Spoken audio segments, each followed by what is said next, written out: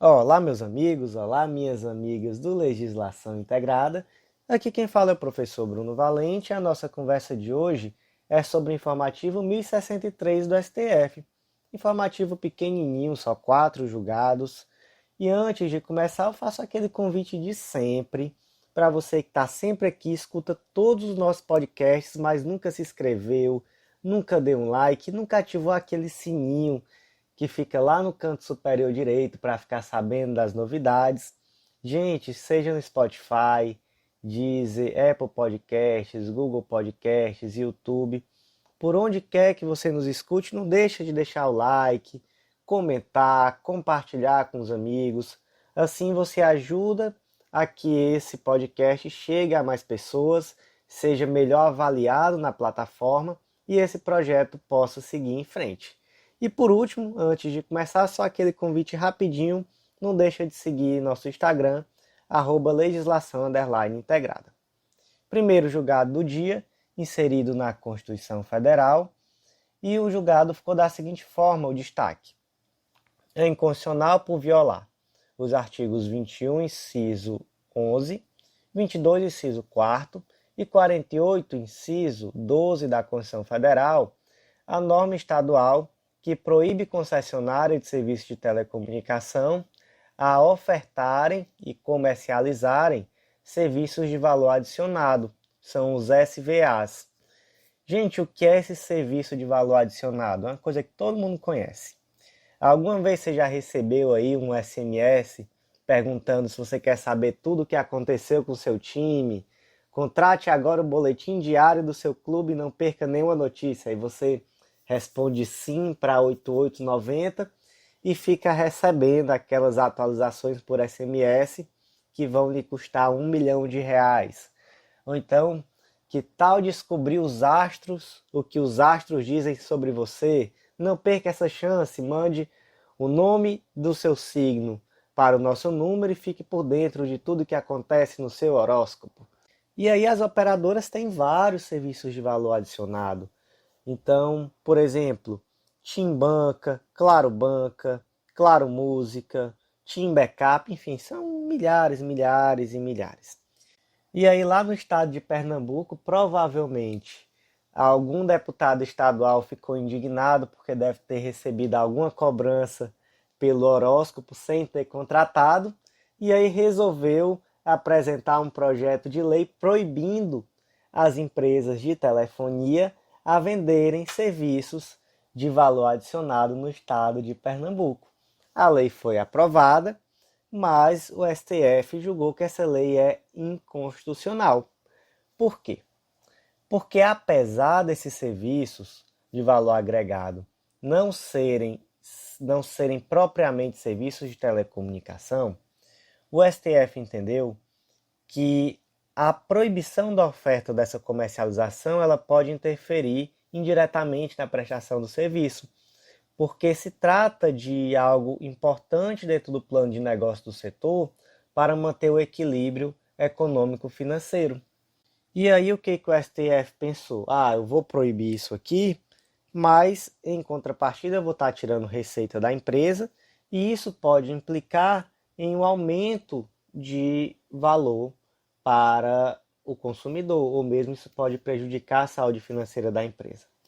E, gente, nem todo SVA, serviço de valor adicionado, é inútil como um horóscopo.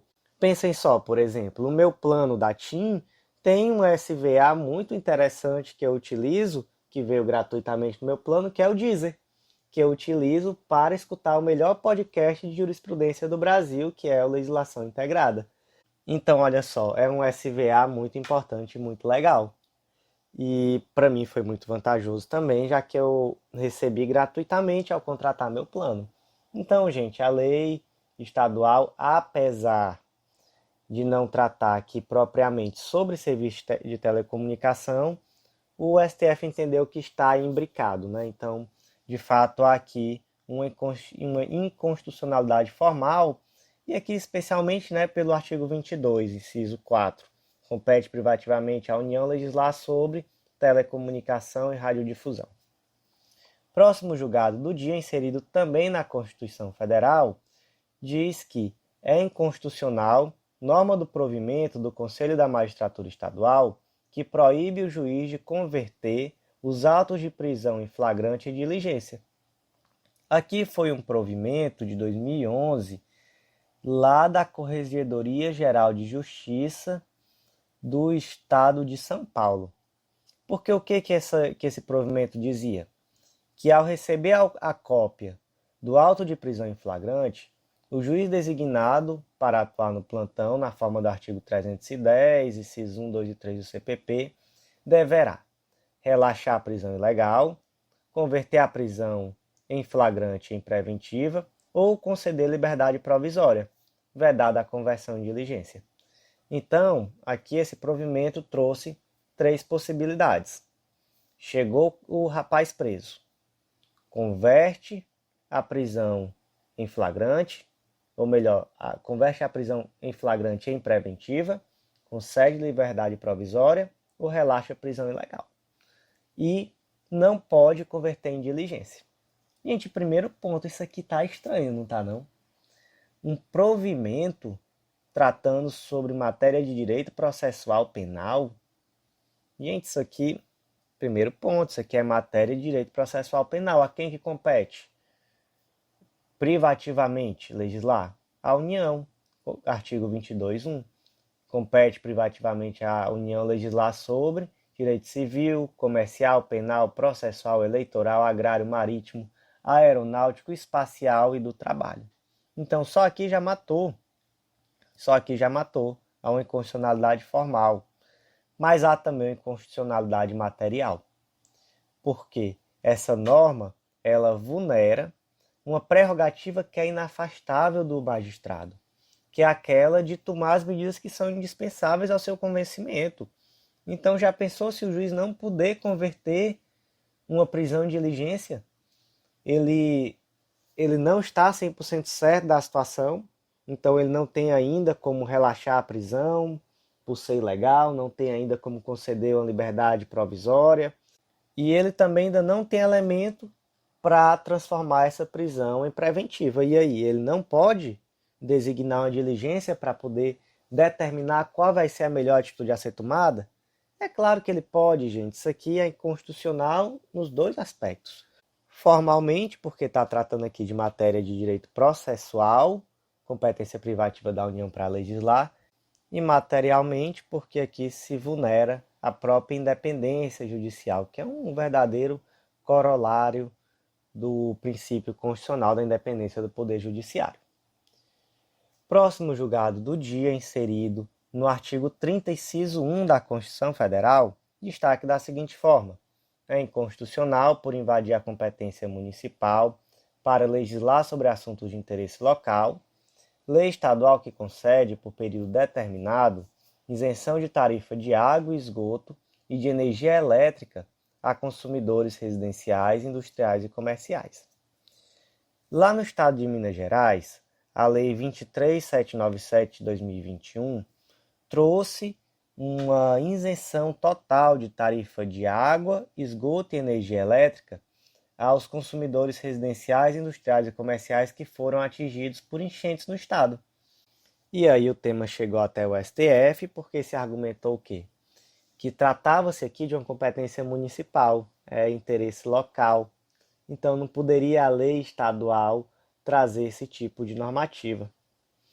E aí, gente, aqui às vezes é trágico como nessa situação, mas é aquela situação que às vezes eu já tenho vontade até de rir do tanto que eu vejo. Sempre que uma decisão assim é julgada, pode procurar aqui nos votos, tem a frase: não obstante a boa intenção do legislador estadual, não obstante a intenção, vai ser julgado inconstitucional, porque se trata aqui de uma matéria referente a direito local. Portanto, não cabe à lei estadual a interferência em contrato de concessão federal e municipal, concessão de serviços federais e municipais, melhor dizendo, alterando condições que impactam na equação econômica financeira. E aqui ainda tinha um detalhezinho. O Estado disse: olha, mas eu sou acionista majoritário da empresa, da concessionária de serviço público em questão. Mesmo assim eu não posso legislar? e o STF disse, mesmo assim você não pode. Lamento, reconheço sua boa intenção, olha só, mas segundo as diretrizes nacionais do saneamento básico, que está lá na Lei 11.445 de 2007, gente, inclusive que foi atualizada bem recente pela Lei do Novo Marco do Saneamento Básico, Lei 14.26 de 2020.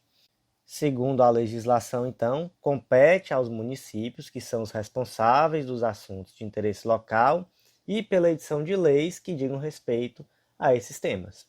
Então, a eles cabe a titularidade dos serviços públicos de saneamento básico. Logo, a lei estadual é inconstitucional e ela não poderia trazer essa isenção de tarifa de água para os consumidores que foram afetados pelas enchentes, infelizmente.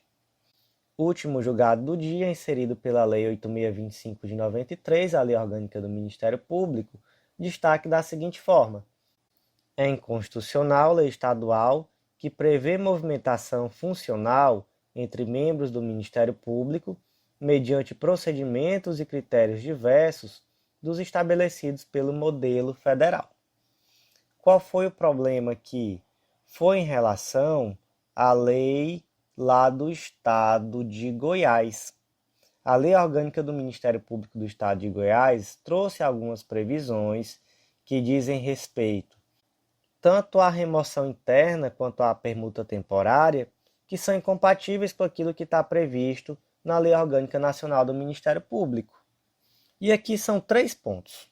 Quais eram os 3 pontos que eram problemáticos aqui nessa lei do Estado de Goiás? Primeiro, não havia necessidade da divulgação da abertura de vaga através da publicação de edital. Então aqui já é algo que fere isonomia, fere publicidade.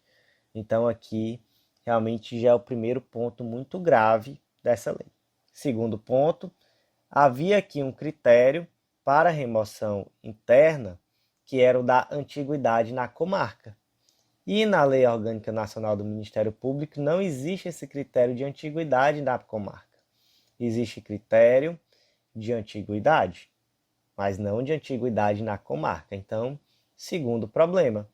E o terceiro problema é que aqui traz uma remoção por permuta temporária. Então, diz que a permuta temporária terá duração de 2 anos. E a Lei Orgânica Nacional, ela não traz essa duração de 2 anos.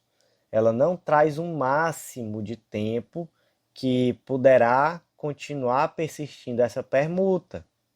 O prazo de 2 anos que tem na Lei Orgânica Nacional é um interstício no qual não é possível realizar nova permuta.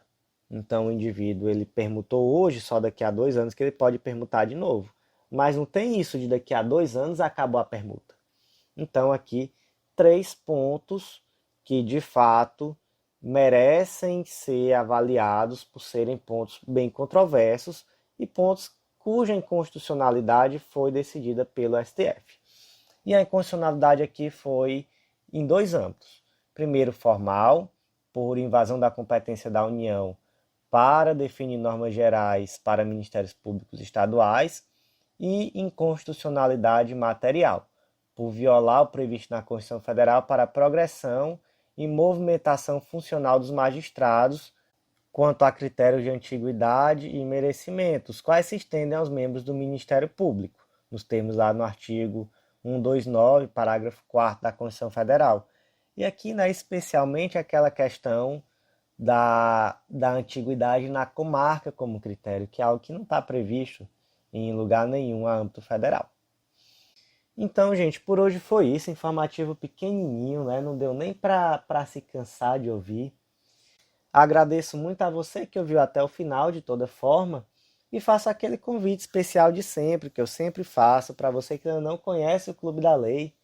Não deixa de acessar legislaçãointegrada.com.br, manda um oi no WhatsApp, a gente conversa, eu lhe mando os materiais de degustação, caso você não esteja encontrando no site, envio os vídeos demonstrativos te ensinando a utilizar o material, e não deixa de conhecer esse clube, porque eu tenho certeza que ele vai te ajudar muito no teu estudo.